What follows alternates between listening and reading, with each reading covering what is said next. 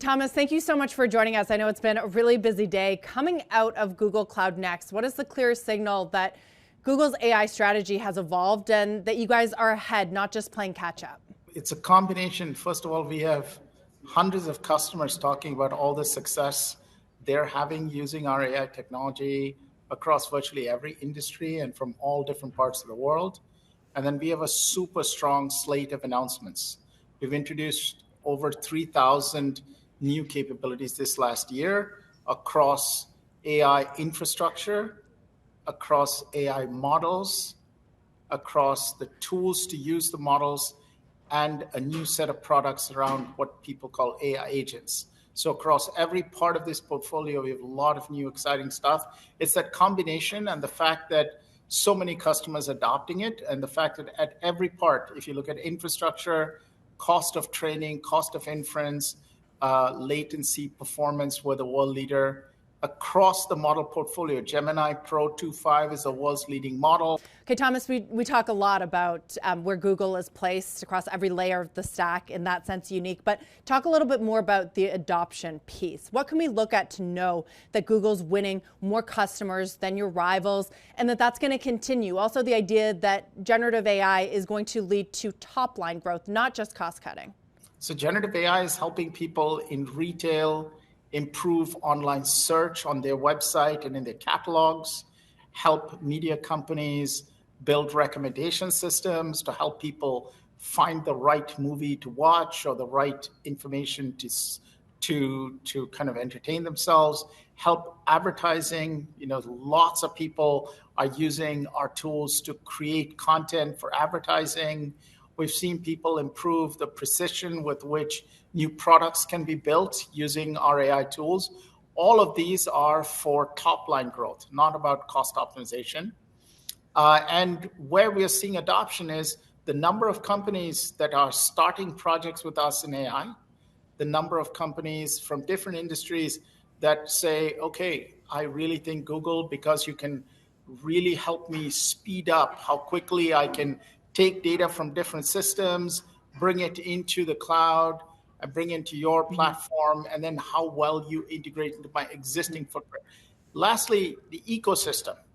We have all the major independent software vendors, Salesforce, ServiceNow, Workday, et cetera, building integrations into our AI platform. We have an announcement tomorrow with something called our Open API Development Kit that has support from 60 major software vendors to integrate into the environment.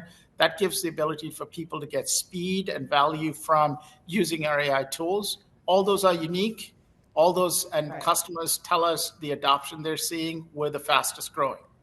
Right, and so there haven't really been that many, serious questions about demand. I think that continues to increase, but there have been questions around supply and, the ability to build all the compute power. Now it's a little more uncertain amid the latest tariffs that the president and his administration have announced. Is Google accelerating infrastructure build out in response to potential cost pressures from those tariffs?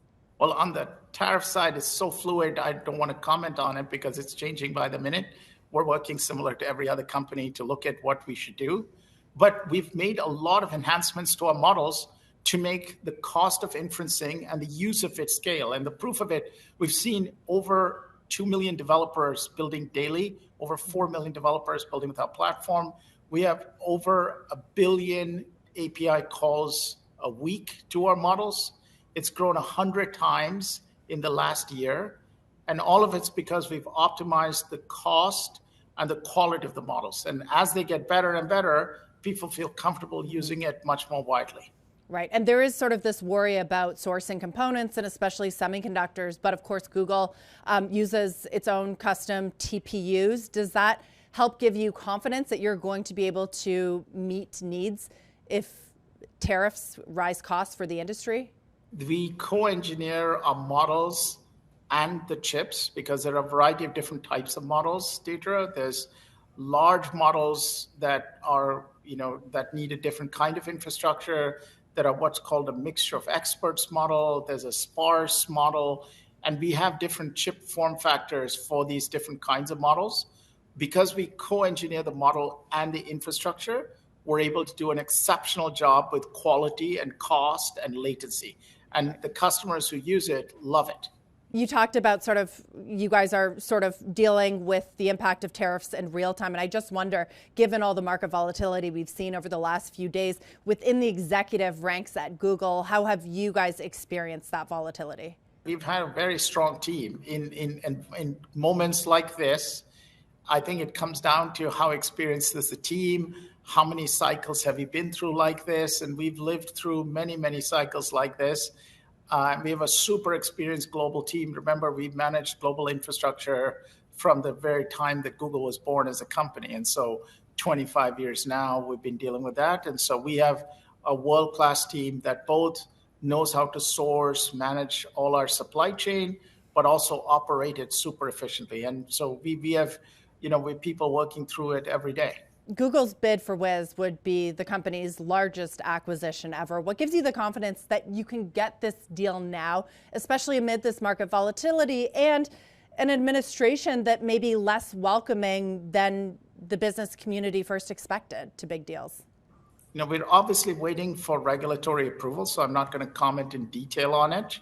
But we believe that it's an exceptional product, very complementary to what we offer. We're committed to keeping it as an open platform, meaning supporting all the clouds and running on the clouds. And it solves a pain point that we have, seen continue to become more and more important for companies, which is cyber risk.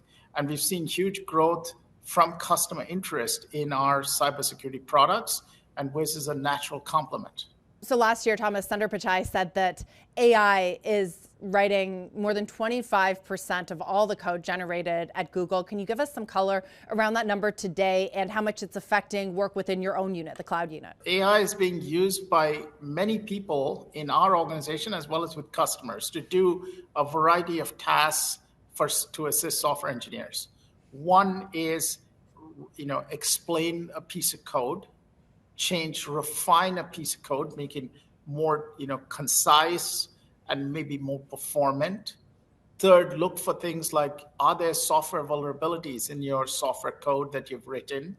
Improve documentation and testing. And then finally, a new capability we've introduced that's getting a lot of interest, help me identify or debug a problem, as software engineers call it. And so we've always said it's about engineering the entire end-to-end process that a software developer does using a set of agents to help you, for example, take a project, make it into a set of tasks, automate each step of the task, and automate that software lifecycle. We've been super pleased with the results we're seeing internally, and we're seeing customers adopt it very quickly as well. And we have a whole slew of announcements on Thursday and Wednesday and Thursday for developers.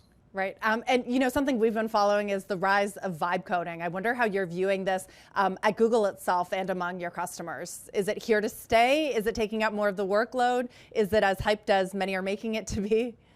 There's a lot of hype. I'm not here to add to the hype, but we've always had this practice at Google for quite some, several years. Is that going to change materially going forward? Time will tell. A lot of it depends on how good the models are and how good their capabilities get over time. We're very confident that our models, when we introduced Gemini Pro 2.5, for example, which is the leading model in the world, we saw a huge increase in developer interest. Quick last question. Can you put a number on how much coding is being done AI first or by AI within the Google Cloud unit? Our tools, we have a lot of developers using it. I'll leave it to Sundar's number to be the public one until he chooses to refresh that number. Okay, we'll look forward to that then. Thomas, thank you so much for your time. Thanks again.